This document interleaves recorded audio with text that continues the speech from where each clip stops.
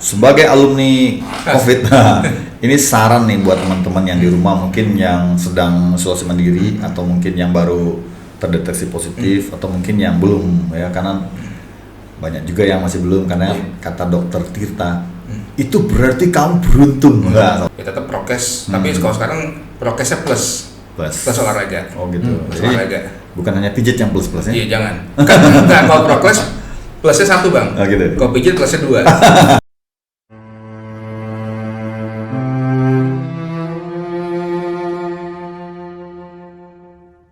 Wih, ada ninja nih. Aduh. Bukan bang. Awalnya saya coba bang. Kalau melihat dari badan dan suaranya saya kenal Anda ini. Siap. Iko Wais ini bang. Waduh. Masa PPKM.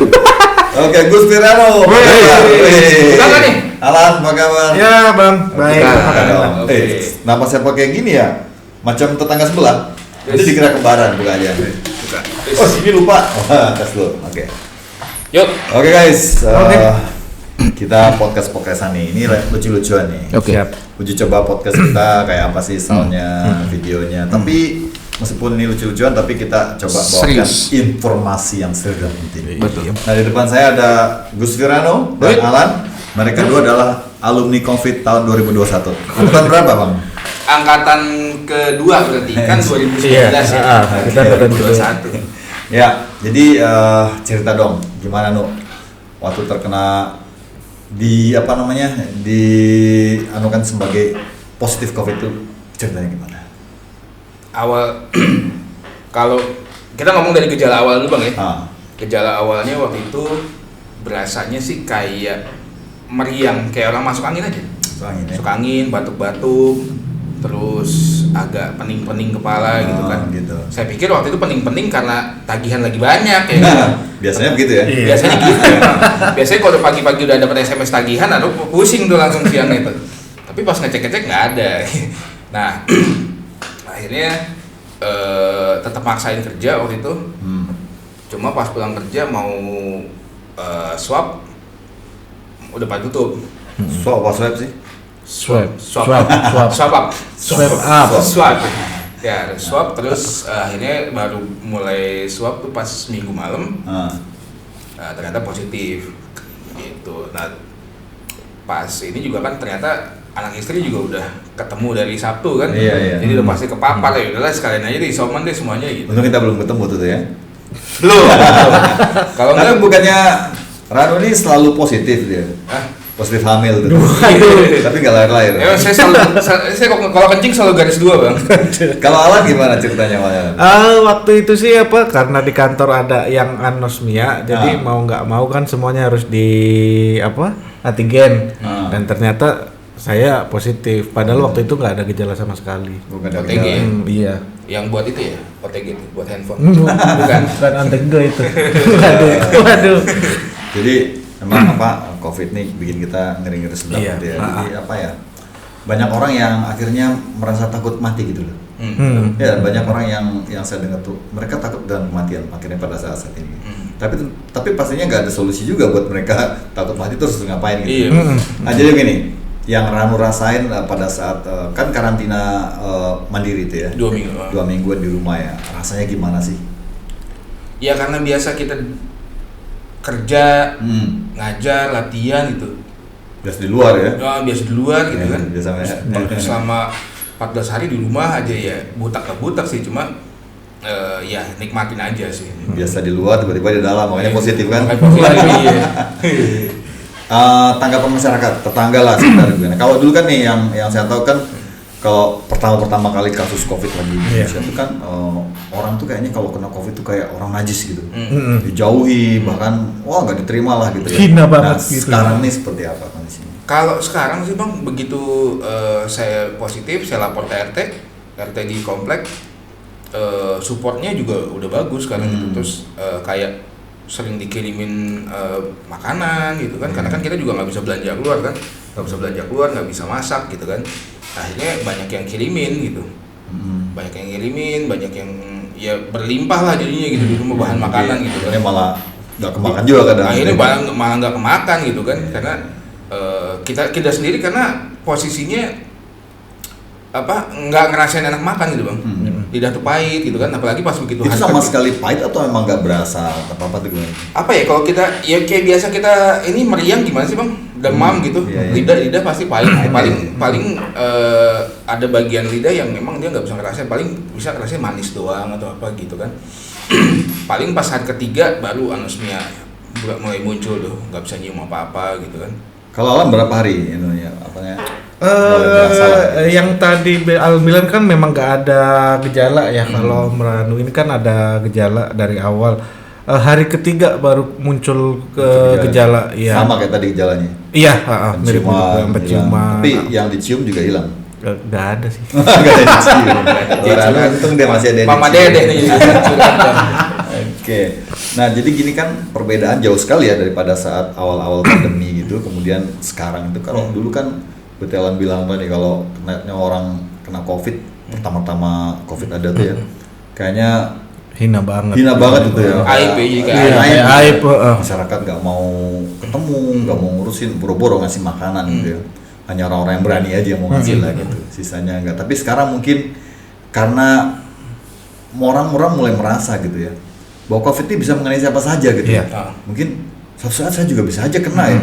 Kalau saya seperti ini nanti siapa yang ngurusin saya, bantuin saya. Mungkin itu juga membuat jiwa sosial orang kembali muncul, jiwa peduli. Iya. Gitu. Jadi sebenarnya banyak hal juga sih kalau menurut saya dari COVID ini ya. Satu, kita kayaknya jiwa gotong royong kita tuh kembali muncul lagi. Betul. Benar nggak? Terasa nggak? Iya. Ya, kalau yang dulu kan kita masing-masing. Belakangan jiwa gotong royong itu muncul kembali gitu. Empati orang makin Tinggi, ya, semakin tinggi. Terus kemudian pola hidup yang bersih. Dulu tuh kan cuci tangan tuh kalau zaman-zaman kita kecil ya anak-anak tahun 70-an ke bawah lah gitu. Itu kan kalau masuk rumah gak cuci tangan, cuci kaki tuh wah bisa kena sapu lidi gitu, Iya, gitu kan. iya. Dikejar-kejar ya kan. Tapi belakangan kan era milenial ini kan artinya kayaknya cuci tangan, cuci kaki, cuci muka, ganti baju mau masuk rumah tuh kayaknya bukan satu jadi hal yang urgen, tapi dengan adanya COVID ini kebiasaan itu kembali. Nah, sekarang selama Ranu dan Alan itu melakukan isolasi mandiri, kira-kira ada konsumsi obat apa gitu? Ini kita rekomendasi buat teman-teman gitu ya.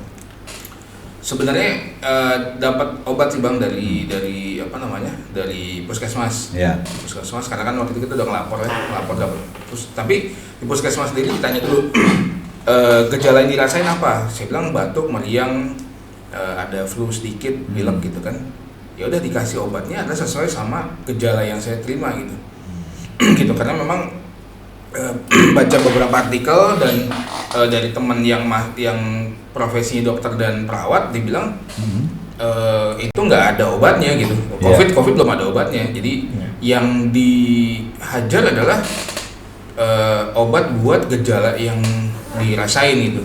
Kalau misalkan batuk ya obat batuk yang disikat. Kalau misalkan dia merasa demam paracetamol gitu kan. Yang dikasih dokter juga itu gitu. Jadi memang obat khususnya belum ada sampai sekarang gitu. Jadi sebenarnya memang belum ada obat untuk COVID itu ya, tetapi lebih kepada kita mengobati gejala-gejalanya. Betul. Karena sebenarnya yang diserang oleh COVID itu sebenarnya kan daya imun tubuh ya. Daya tubuh. Jadi ketika kita lemah itu akhirnya virus itu bisa menyerang bagian-bagian tubuh yang lain. Dan nyatanya belakangan banyak yang meninggal itu kan rata-rata orang-orang yang punya penyakit dalam, bawaan kayak misalnya pembekuan darah, kemudian sakit jantung, diabetes segala macam itu bisa menimbulkan efek kematian ternyata ya. Nah, kemarin juga ada di salah satu podcast juga Deddy Corbuzier nanya tuh sama itunya. Kok pemerintah sih nggak pernah namanya nyuruh orang untuk olahraga hidup sehat dan suruh pakai masker, cuci tangan. Nah, menurut teman-teman kan mantan pendekar semua nih ya. Penting nggak itu artinya kita berolahraga ini tuh menghadapi COVID ini lah.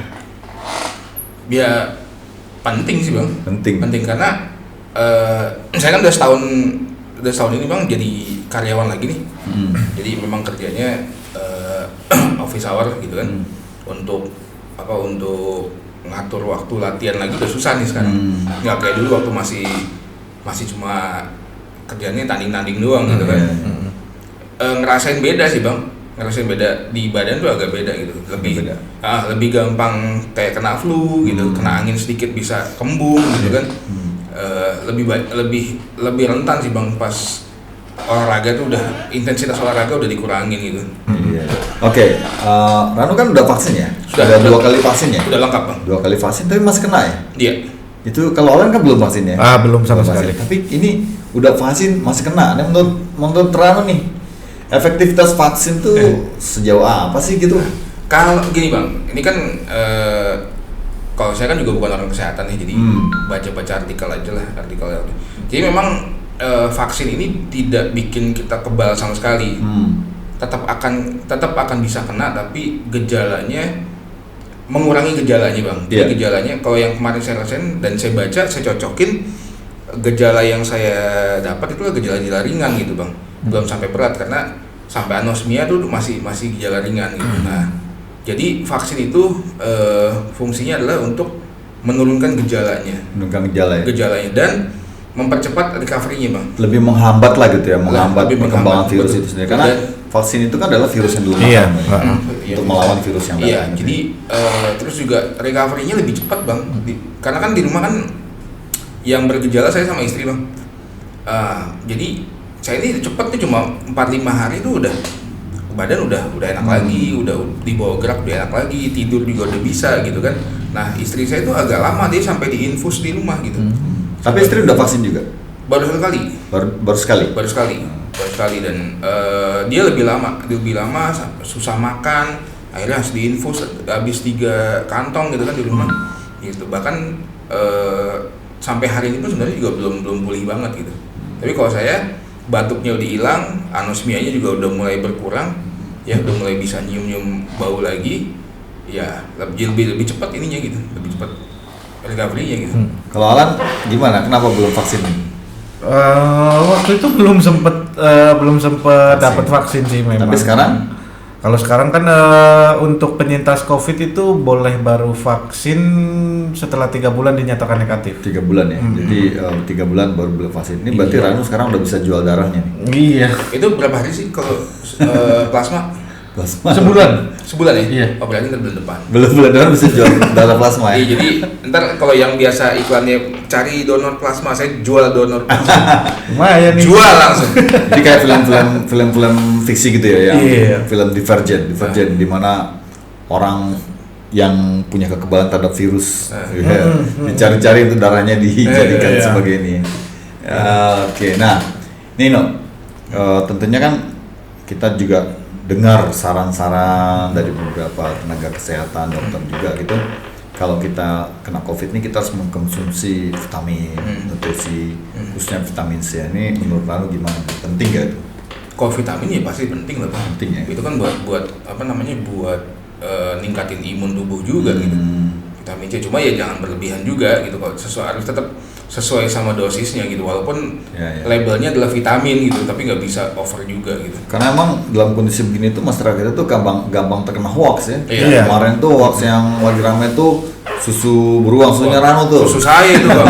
Saya sampai takut Bang. Harusnya dapat royalti dari bir brand. Takut Bang, saya Bang. Takut ketemu di jalan tuh jadi lemes gitu. Susu saya lemes gitu. Iya, kemudian vitamin C yang katanya setiap 2 jam minum 1000 mg. Wah, itu gila ya. Iya. Kalau 1000 mg per 2 jam berarti 24 jam berapa itu? 12.000. Iya, sembuh COVID-nya, ginjalnya Ginjalnya jebol berantakan, gitu iya. kan. Jadi teman-teman semuanya, masyarakat yang ada di sana yang menonton podcast ini, jangan gampang terpancing hoax. Jadi segala satunya tuh ada takarannya. Iya. Vitamin C jangan juga terlalu banyak. Kemudian kalau beritanya tuh belum pasti gitu, belum keluar apa namanya mungkin dari tim dokter segala macam, jangan terus terpancing gitu. Iya. Jadi kalau misalkan emang untuk nyari referensi vitamin, ya carilah dari artikelnya dokter gitu. Dokter Iya. jangan yang Jangan WhatsApp grup keluarga. iya bla bla bla blogspot.com gitu kan. Disuruh minum minyak angin. Tapi kadang gini juga, dokter itu juga kadang bikin kita masyarakat bingung juga ya. Di satu sisi dokter menasihati, tapi ada dokter juga yang kayaknya beda pendapat, yang menganggap COVID ini apalah segala macam, terus wah macam-macam. Itu kan artinya masyarakat bingung. Contohnya vaksin aja kan. Dokter sebagian menyarankan untuk vaksin, tapi ada juga dokter yang menentang vaksin. Nah ini yang bikin masyarakat tuh kadang bingung. Iya, gitu ya. betul. Ya, kalau menurut saya sih yakini apa yang kita yakinin aja sih bang. Apa yang kita yakini, Yakini percaya ya. aja. Iya, toh juga kita kalau misalkan memang ada orang yang emang ada kan orang-orang yang anti vaksin ya. Dari kecil nggak divaksin. Ya itu terserah aja, silakan aja. Dan kalau dia merasa sehat-sehat aja ya bagus gitu. Ya mungkin daya kekebalan tubuhnya bagus Iya, kan beda-beda orang. betul. Tapi kalau misalkan memang kita mau mencegah ya dan mau vaksin ya silakan juga. Jangan dihardik juga gitu. Orang-orang yang emang mau vaksin nggak usah hardik yang nggak mau vaksin, yang nggak mau vaksin nggak usah ngehe sama yang mau vaksin gitu aja gitu. Jangan paksa. Jadi udah dengan jalannya masing-masing aja toh. Kalau emang lu bisa sehat dengan tidak vaksin ya silakan. Gitu aja sih kalau saya sih. Sebagai alumni COVID, ini saran nih buat teman-teman yang di rumah mungkin yang sedang isolasi mandiri atau mungkin yang baru terdeteksi positif atau mungkin yang belum ya, karena banyak juga yang masih belum karena kata dokter Tirta itu berarti kamu beruntung. Nah, salah satunya Itu kayak arisan aja sebenarnya. Iya. Nah, saran apa nih? Apa yang kira-kira ya harus dilakukan lah? Pertama untuk menghindari COVID, yang kedua untuk yang sudah terkena COVID. Ya kalau misalkan untuk mencegah COVID ya kan ya tetap prokes. Tapi kalau sekarang prokesnya plus olahraga. Oh gitu. Plus olahraga. Bukan hanya pijit yang plus-plusnya. Iya jangan. Kan kalau prokes plusnya 1 bang. Oh gitu. Kalau pijit plusnya 2. Ini beda. Kalau plusnya 1 masih atas doang. Nah terus prokes plus olahraga ya harus apapun, misalkan mau jalan kaki mau jogging pagi ya sempetin lah 30 menit gitu. Tapi memang kebiasaan olahraga masyarakat kita mulai muncul nih semenjak COVID pertama datang kan. Contohnya gini, sepeda yang tadinya jarang orang pakai sekarang semua orang bersepeda. Artinya kan sebuah olahraga yang lebih gampang lah gitu, lebih mudah dilakukan. Tapi nggak masalah tuh olahraga ya. Olahraga apapun gitu. Jogging juga sekarang rame itu. Kalau misalkan emang jogging capek, ya udah jalan kaki aja. Iya. Jalan kaki 30 menit juga di bawah sinar matahari juga sehat-sehat juga gitu. Kalau main catur di tengah lapangan tuh oke juga kali. Bisa jadi. Ya, jadi yang kiri main catur karena megang glove gitu. Jadi tampol langsung. Oke, Alan, sarannya apa nih buat ini tadi baru pencegahan ya. Kalau yang buat udah kena COVID sih yang penting selain jaga makan gitu-gitu, jaga pola tidur, pola istirahat. Yang penting juga jangan terlalu banyak pikirin apa-apa sih, gitu. Bahagia aja lah. Nikmatin aja. Mikirin pacar juga nggak boleh.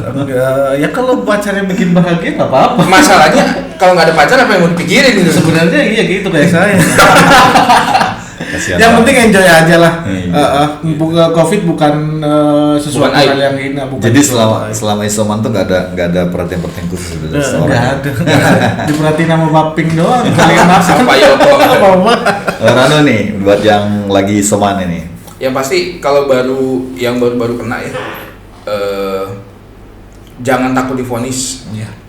Misalkan kita karena gini, sekarang karena udah banyak orang yang kena dan banyak orang yang sembuh juga, jadi otomatis pengalaman mereka ada, kita bisa baca di tiap hari sekarang ceritanya gitu. Ya udah jangan panik gitu. Kalau misalkan memang masih gejalanya ringan, bisa isolasi mandiri gitu. Iya. Jadi COVID ini bukan aib. COVID ya memang itu penyakit, tapi bukan aib yang lu kayak kayak kusta gitu yang harus tutupin enggak gitu. Banyak orang yang bisa sembuh. Ya memang sih ada yang meninggal, tapi orang yang sembuh juga banyak gitu. Dan jangan cari berita yang orang meninggal terus gitu. Iya. Cari berita orang-orang yang sembuh gitu. Jadi nonton drama Korea kayak gitu. iya. Dan dibikin happy kalau misalkan memang nanti ternyata udah positif gitu ya. Pas isoman udah jangan lihat berita COVID lagi.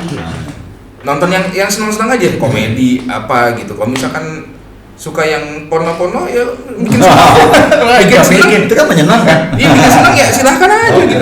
Bikin sendiri. Tadi tidak. Wah, bahaya. Kalau sendiri nggak bisa sih. 3GP ya. Oke. Sendiri nggak bisa. Jadi begitu pengalaman dari dua penyintas COVID yang ada di sini, survivor, COVID survivor. Gitu.